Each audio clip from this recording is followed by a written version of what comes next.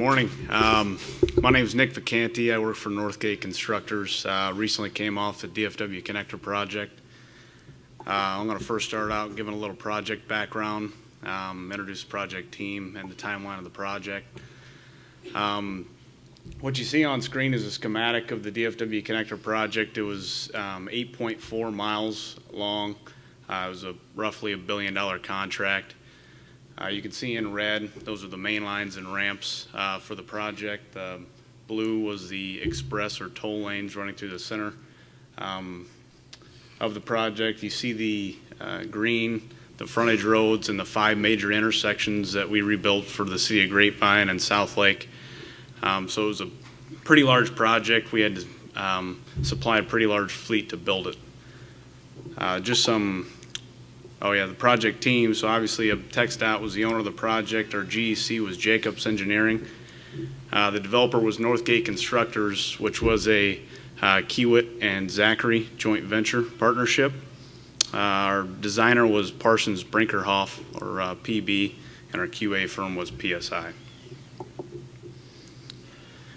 Some of the project photos, so really the before, during, and after photos, to give everybody kind of an idea of the magnitude of the project. This is looking north out of DFW Airport.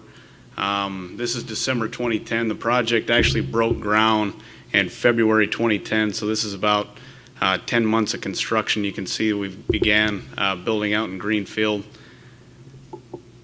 This is 2.5 years later, looking north out of the airport.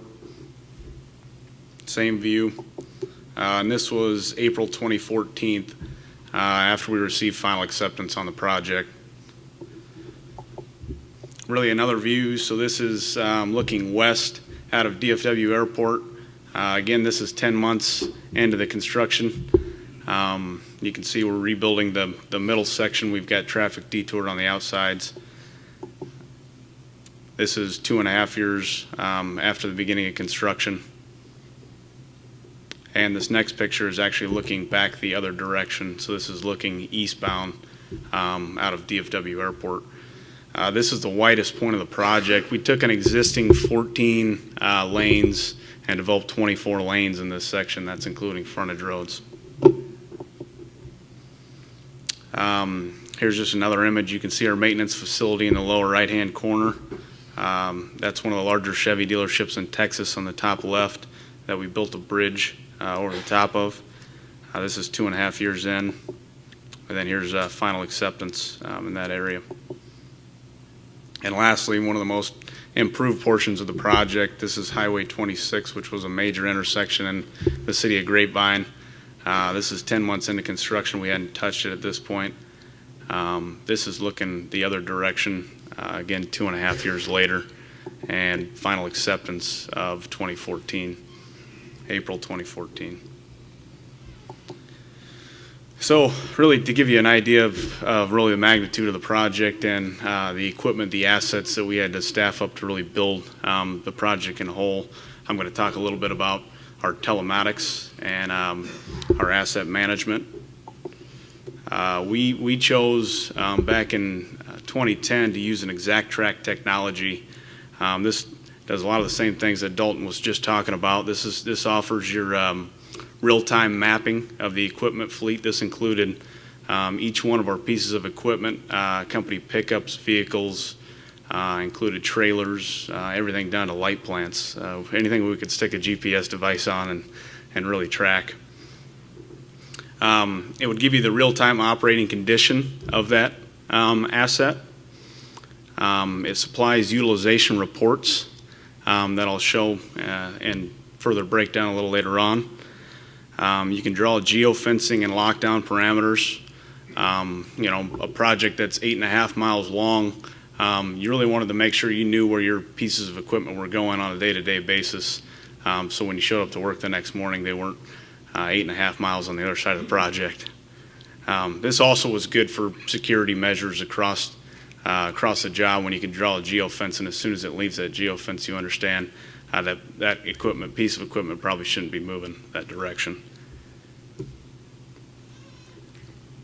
Here's just a little, here's a blown up version of that operating condition that I was talking about. So at any time you could get on to the ExactTrack website, and whenever you highlighted a piece of equipment, you'd get these kind of icons, and you could see what kind of operating state really that asset was in. So you could see if it was idling, if the ignition was turned on or off, if that piece of equipment was locked down. You could ping it across the project. So if you couldn't get a read on where it was at because it was moving, you could ping it, and it would show you where it was at traveling across the project. If it was sleeping, if it was speeding. One of the things we did with our vehicles, our pickups, is we've got these GPS devices in there, but we've also got an alarm set. So the regulatory speed while we were building the project was 60 miles an hour, 55 miles an hour. Well, we set really an alarm inside of each one of these vehicles and pickup trucks that wouldn't allow you to go over that 55 miles an hour on the work zone, otherwise it would sound an alarm at you, and you have to stay under that speed limit. It would also send an email to the management on the project, so you may have get a talking to, I guess. Couple other things, it would show you when you exit or enter that geofence. This was good for really tracking cycle times and haul routes. It was also good for if you were coming in the mornings at 6 a.m. and you haven't received a notification that transport hasn't dropped off really your pieces of equipment back into your work area, you'd be getting on the phone and getting a hold of somebody. Here's just an example. So this is a kind of a roll-up utility report dashboard, utilization report dashboard here.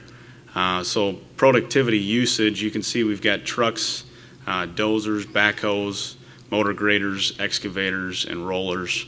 And this was just 1 week within 2011. So this is more of a managerial roll-up to make sure that our equipment's being utilized efficiently.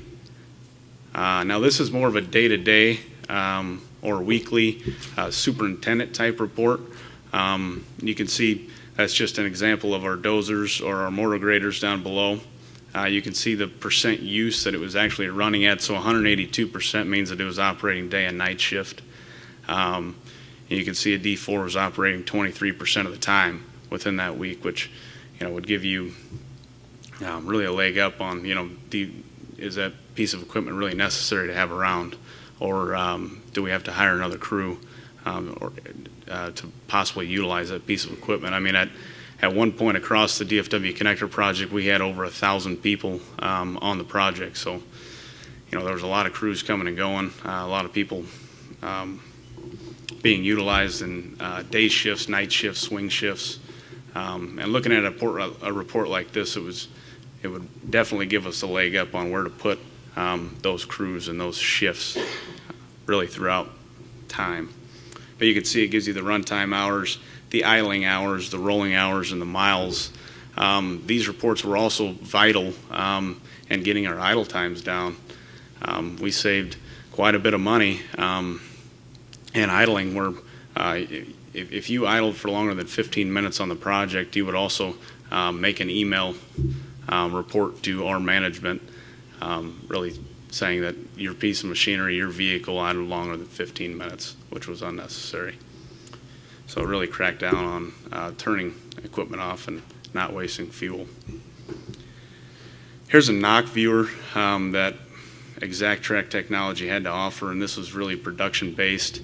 It was given a quick sort. It was really easy to pick from, but it would show production really where that piece of equipment was at any time throughout the project, and it was really easy to sort and pick and choose what you were looking for. You could also draw those geofences in there that I was talking about earlier. So VisionLink, this is Trimble and CAT really coming together here. This is also telematic.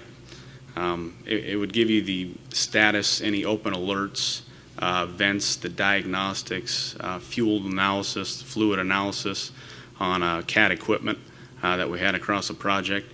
It would give you the utilization of the runtime hours, the utilization of the fuel, fuel levels.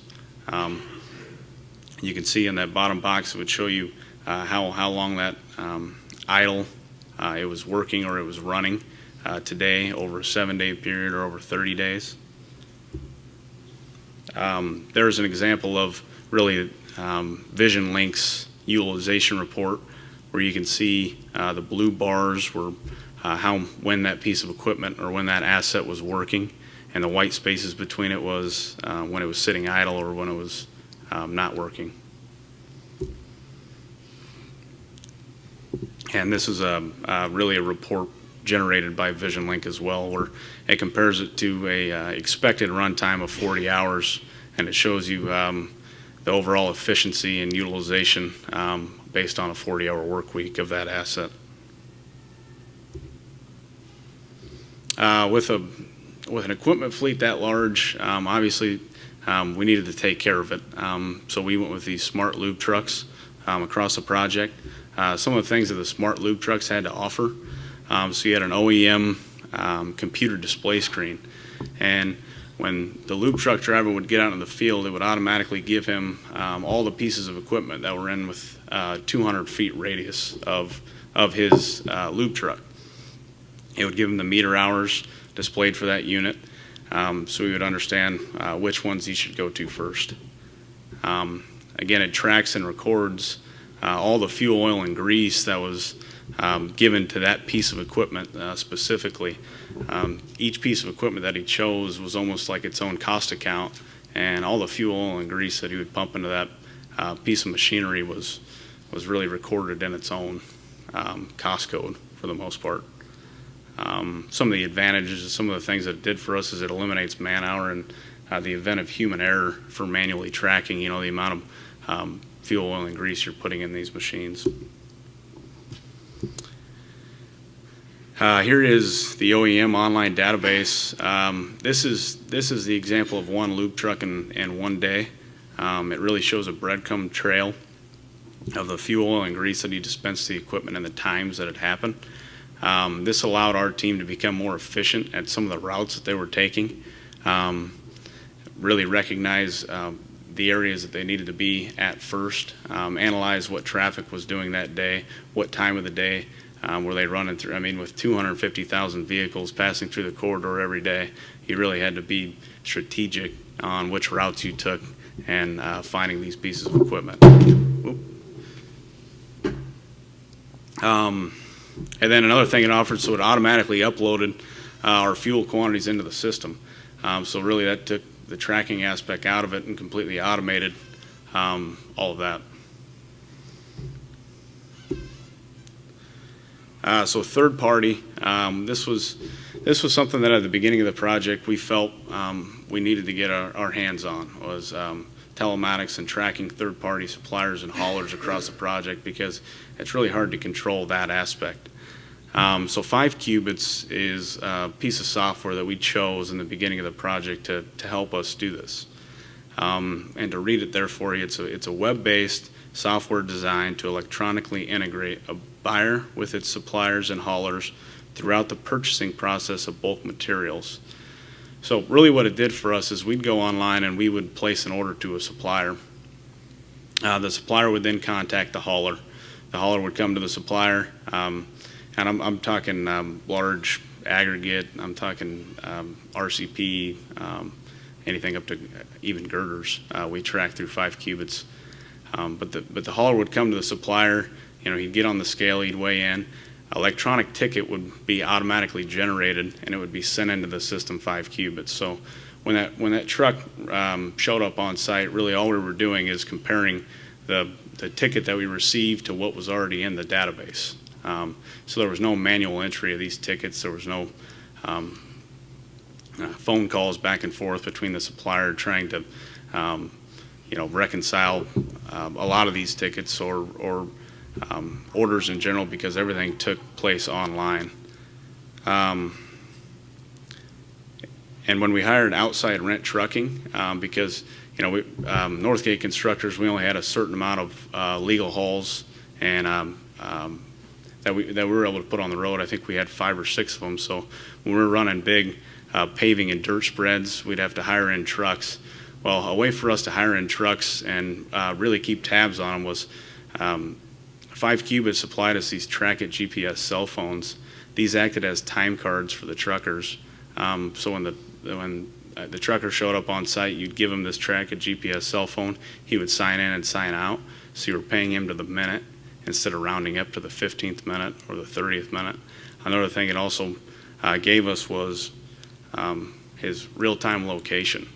And if he was sticking to his haul routes, if he had fallen asleep in a gas station parking lot. You know, it's a lot of these things that we were able to really hone in and track our truckers in a lot of these big paving hauls or dirt hauls across the project. You can see there that's just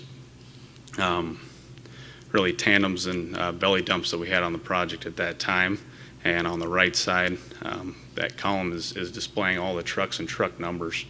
You could click on that and it would tell you when he signed in, and it would give you all the data basically on his routes that he had taken for that day. This is another example of our batch plant would be up there. I don't know if I've got a laser on this. That's our batch plant, and this would be where the paving spread was going. So you draw a geofence location around the batch plant and geofence location around where the paving spread was at, and you could really monitor his cycle times and make sure that he was sticking to the plan. Lastly, project level innovation. Some of the things that we used instead of using blue tops or piano wire, you know, we went with wireless paving. This was really 3 total stations set up using a Leica system, where we had a computer generated model and MicroStation or AutoCAD. So the whole project was built without really driving stakes into the ground, but more so from a 3D model. Another example is on our motor graders or our blades, UTS and Blade Pro. This is a 3D model that's plugged into the piece of equipment, and it matches that model that was designed in AutoCAD or MicroStation or En-ROADS. And then lastly, really getting rid of the paper and moving to virtual plan table.